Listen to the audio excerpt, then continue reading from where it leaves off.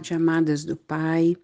Mais uma vez aqui, continuando, nos passos dessa mulher tão extraordinária que tem abençoado tanto nossas vidas. A nossa vida fala, não é mesmo? A nossa vida conta uma história. E às vezes eu fico me perguntando que tipo de história as pessoas estão contando ou vão contar a nosso respeito. A nossa vida, as nossas atitudes, elas falam. Que Deus nos conceda a graça de construir uma história com Ele, que fique para as próximas gerações. História de vitórias, de fé, de grande triunfo, porque o nosso Jesus triunfou na cruz. E quem está nele, triunfa também. Amém? Eu quero desejar aqui boas-vindas a todas vocês que chegaram. Eu tenho percebido como que vocês têm vindo receber, glória a Deus por isso. Eu postei aqui novamente os áudios, mas eu creio que daqui a pouco vai ser meio inviável postar, porque vai aumentando muito o número deles. Então, a quem você passar o link, passe também os áudios, porque vai ser um pouco difícil eu ficar repostando aqui. Mas eu creio que você, quando você convidar alguém, se você tem salva aí os áudios, você passe para as pessoas que estão chegando. Amém? Então, vamos continuar no passo dessa mulher extraordinária, Nós estamos nesse pedaço da história dela, em que o filho chegou com muita dor na cabeça. O pai pediu o servo para levá-lo à sua mãe. Então, 2 Reis, capítulo 4, verso 20, diz assim: Então o servo o tomou e o levou à sua mãe. E o menino ficou no colo dela até o meio-dia, e então morreu. Ela subiu, deitou a criança o jovem sobre a cama do homem de Deus. Depois fechou a porta e saiu. Hoje nós vamos falar sobre esse trecho da história dela. Me chama a atenção que ele chegou, e eu já havia falado no áudio anterior, que como mãe eu sinto que ela deve ter feito tudo que uma mãe tenta fazer para ajudar o filho que não estava bem, não é mesmo? Eu percebo que o pai, ele não percebeu a gravidade da situação, porque ele pediu um servo para levá-lo, a mãe. Então ele achou que poderia ser uma coisa sem grande importância, uma coisa tão inexpressiva que não precisava nem tirá-lo dos seus afazeres, do seu trabalho, da sua ocupação. O servo mesmo poderia encaminhá-lo à mãe e a mãe resolveria o problema. Isso fica um alerta para nós, porque normalmente quando algo está difícil acontecendo, principalmente agora, em tempos de pandemia, eu recebo tantos pedidos de oração, muitos pedidos de oração. São coisas inusitadas que estão acontecendo, Não só problemas de saúde, pessoas adoecendo, pessoas morrendo, pessoas também perdendo tudo financeiramente, pessoas que ficaram desempregadas, outras pessoas que fecharam os seus comércios, enfim, um momento muito difícil que precisa de um equilíbrio, precisa de um controle emocional e uma fé inabalável, não é? Para passar nesse dia difícil, esse dia mau que a Bíblia chama. E quando a Bíblia diz que ele ficou no colo dela até o meio-dia na Bíblia, se você pesquisar depois, você vai ver que meio-dia aconteceram muitas coisas, sabe? Meio-dia foi o momento que José se deu a conhecer aos seus irmãos. Meio-dia está no Salmo 91, que fala da mortandade que assola o meio-dia. Existem inúmeras referências na Bíblia que falam sobre o meio-dia. É um momento muito interessante porque fala de orar 3 vezes ao dia. E meio-dia era um horário que normalmente homens e mulheres de Deus oravam e oram. Então é um momento peculiar, ou seja, tudo foi tentado.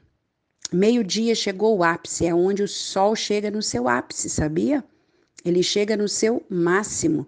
A partir de meio-dia e pouco, ele já começa a decair para a tarde. Então, ele chega no seu ápice, né?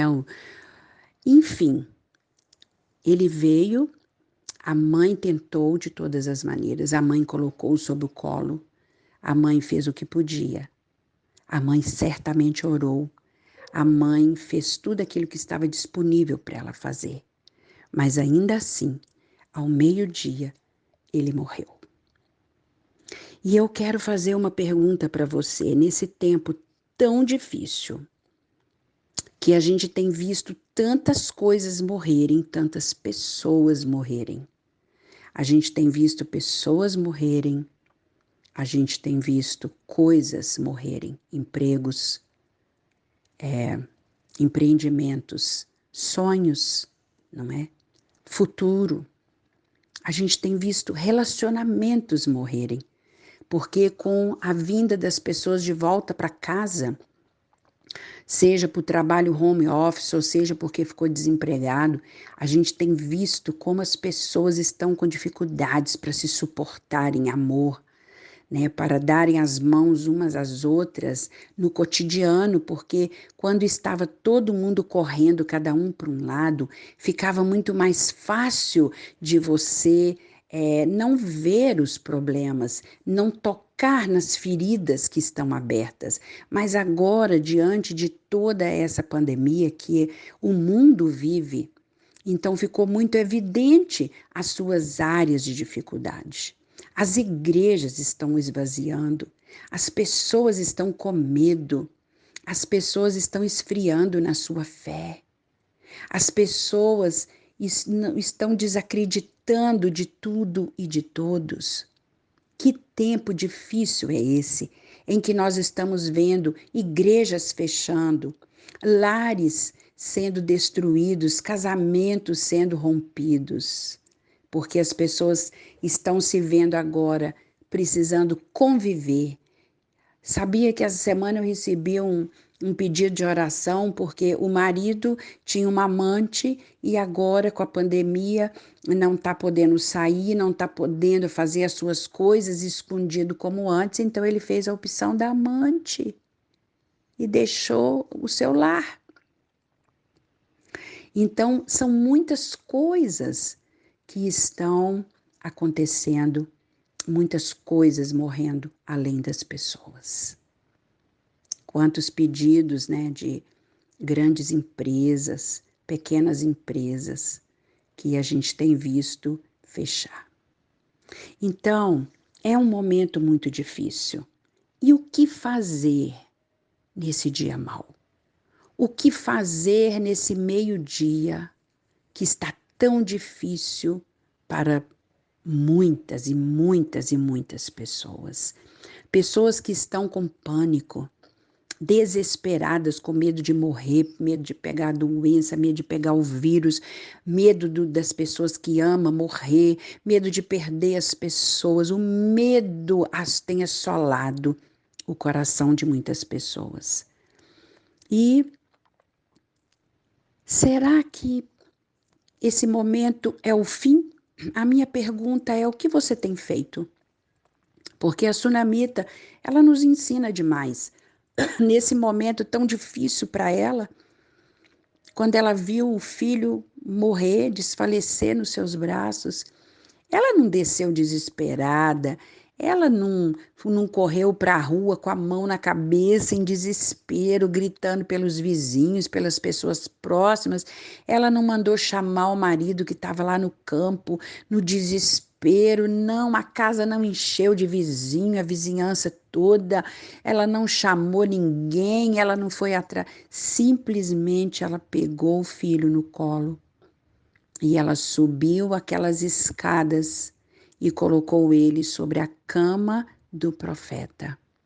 E depois que ela colocou ele ali, ela fechou a porta e ela saiu. Queridos, ela correu para onde tinha que correr, que era a presença de Deus. Ela, quando depositou o filho na cama do profeta, ela estava intimamente, talvez até inconscientemente, não sei, com uma mensagem: Deus me deu, ele é de Deus. Eu vou depositá-lo aqui, nas mãos do Senhor, no descanso. Eu vou descansar, porque ele pertence ao Senhor. Me foi dado pelo Senhor. Ele é do Senhor. Ela fechou a porta, significa mais ninguém entra nessa situação. Eu não permito. Somente Deus tem o controle, a palavra final sobre essa situação, sobre essa criança, sobre a minha casa. Será que você tem dito isso? Senhor, eu deposito aos seus pés, eu deposito, Senhor, na sua presença, o problema que me aflige, o meu casamento, as minhas finanças, o meu emprego, o meu estado emocional, a minha família. Eu estou depositando aos seus pés. Eu fecho a porta porque ninguém mais tem autoridade, nem demônios, nem principados, nem potestades. Ninguém mais tem a palavra final, somente o Senhor. E ela saiu. Ela cruzou os braços? Não. Ela foi para o quarto dela fingindo que nada estava acontecendo? Não. Ela desceu, mandou uma mensagem ao marido: me manda um servo e me manda uma jumenta. Me mande uma jumenta, porque eu preciso ir ao profeta. Eu vou e volto já. Ou seja, eu vou e volto logo, eu não vou me demorar. O marido mandou o que ela pediu e perguntou para ela: mas por que hoje não é dia de sacrifícios, de ir ao Monte Carmelo atrás do profeta? E ela disse: vai tudo bem. Eu também já me perguntei muitas vezes por que ela não contou ao marido, por que ela não dividiu com o marido, por que ela não tornou a carga dela mais fácil e mais leve. Por que ela não dividiu com o marido? Será que ela não estava tomando para si toda a responsabilidade da situação, não deixando nada para o marido? Mas, queridos, olha, hoje eu tenho um entendimento assim, né? Eu prego sobre ela há muitos anos e hoje eu vejo um pouco mais além do que eu via uns anos atrás e eu percebo que ela sabia quem era o marido. Ela sabia das limitações do marido e ela sabia que ela não tinha tempo a perder. Ela sabia que ela precisava ir à presença de Deus. E naquele tempo, ir à presença de Deus era chegar através do profeta. Aquele que havia liberado a palavra de vitória para ela. Então, querida, quando você se vê numa situação muito difícil, você precisa ir a Deus com aquela palavra que Ele te deu lá atrás. É isso que ela fez. Ela pegou uma jumenta porque a jumenta tem velocidade. Velocidade, entendeu? E ela foi rápido. O servo, e ela disse: não pare para ninguém. Se alguém nos perguntar o que está acontecendo, onde estamos indo, você diga: vai tudo bem. Não pare, não fale com ninguém. Não fale com ninguém. Vamos seguir. Temos um alvo, um objetivo. E eu quero dizer para você que na caminhada da sua vitória, dos seus problemas mais difíceis, você tem que tomar muito cuidado com o tempo que você está gastando com quem não poderá te ajudar em nada. Quem não pode te ajudar em nada, pode atrapalhar. Então não perca tempo com aqueles que não estão indo na sua direção, com aqueles que não conhecem suas promessas, com aquele que não sabe a palavra liberada sobre a sua vida, não sabem nada a respeito. Aqueles que não têm uma vida com você para saber do que Deus está trabalhando na sua casa, no seu íntimo, no seu interior. Ela não perdeu tempo. Ela sabia que o marido tinha uma limitação, ele era uma pessoa mais velha. Talvez até ele entender o que estava, talvez ele não tinha uma capacidade emocional de suportar ver o filho morto. Então, antes que tudo viesse ali, ela correu. Porque se ela contasse ao marido, o que os dois poderiam fazer? Pelo filho? Nada. Aquela situação não cabia ao pai e à mãe. Não cabia nem ao médico mais, não cabia a terceiros, não cabia a ninguém. Aquela situação era somente Deus. E nós temos que ter clareza disso. O que na nossa vida cabe somente a Deus e o que cabe a nós fazer. Então ela saiu, ela foi ao encontro. Ela foi ao encontro. E ela voltou. E quando ela encontrou com o profeta, Gease viu ela de longe e falou: eu vejo a sunamita chegando ali com a sua jumenta, ele deve ter escutado trotar ali do cavalo. E Eliseu disse: mas o que será que aconteceu? Deus me ocultou, não me falou nada a respeito dela. Olha a intimidade com Deus. Um profeta sabia o que estava acontecendo ao seu redor. Ele sabe o que acontece ao seu redor. Ele não precisa ver tudo. Ele sabe. Porque o Senhor fala. Porque o Senhor conta. Deus não faz nada sem antes revelar aos seus profetas. Mas algumas coisas ele oculta. Como ocultou o caso da sunamita. Talvez esperando para ver a reação dela. O que ela iria fazer. E então o profeta disse: deixa ela chegar até mim. Olha para vocês verem, Gease já estava preparado para mandá-la de volta, porque isso era comum no profeta. Poucas pessoas conseguiam chegar até Eliseu, poucas. Ele resolvia de longe ele orava, de longe ele enviava uma palavra. Ele dava uma ordem ao seu servo, vai lá e fala isso para ele. Ele não tinha muito contato com as pessoas. E ele disse a Gease: deixa ela se achegar. E era um relacionamento muito lindo, da amizade, da confiança desses dois. E a Bíblia diz que ela se prostrou aos pés dele. E chorando ela disse: acaso eu lhe pedi algum filho? Acaso eu lhe pedi esse filho? Então, agora ele está morto. E eu preciso que o senhor vá comigo. Mas o profeta falou: Gease, pega o meu bordão e vá. E Gease saiu correndo, ele: apressa-te. Gease saiu correndo com o bordão.